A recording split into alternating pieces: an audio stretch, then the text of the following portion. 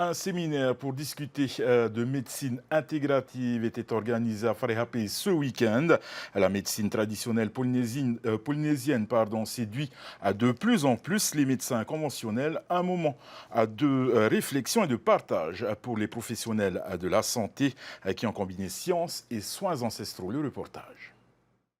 Avec l'association Haururu, le tanté Eric Para, pneumologue, œuvre depuis 2000 à la reconnaissance de la médecine traditionnelle polynésienne.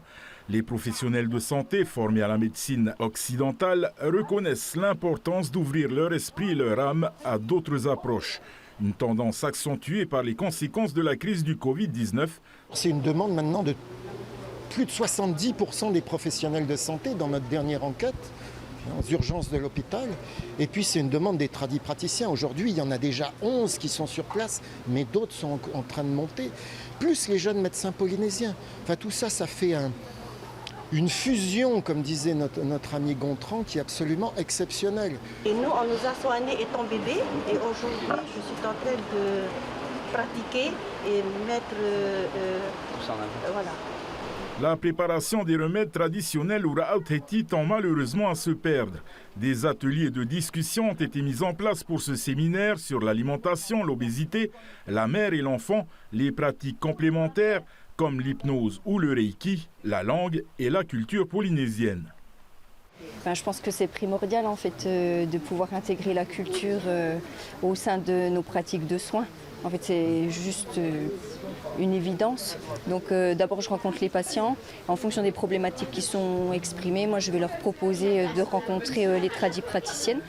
Parfois, ça peut être en individuel et puis parfois, on peut fonctionner ensemble sur des séances d'hypnose. Et puis, la tradipraticienne ou le tradipraticien va masser, faire son massage énergétique, un taurumi qui va permettre vraiment d'augmenter les sensations hypnotiques et puis le bien-être, bien sûr, du patient. Pour le docteur Para, le succès de la médecine intégrative est une immense source de satisfaction et espère initier un changement profond du système de santé avec le soutien du ministre.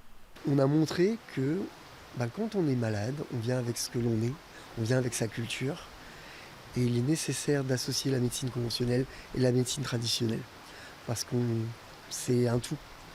C'est quelque chose qui doit être uni et c'est ce qui est fait à l'hôpital, c'est ce qui est fait avec les néo-tradipraticiens, c'est ce qui a été fait aujourd'hui avec les membres de l'hôpital, les membres de la santé, les médecins, tout le monde qui travaille ensemble.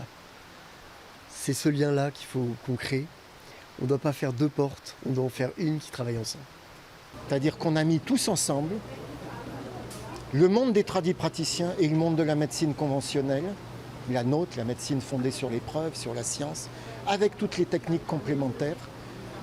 Et on se rend compte, 20 ans après, que ça donne un résultat extraordinaire et que la planète entière s'intéresse à ce que nous faisons.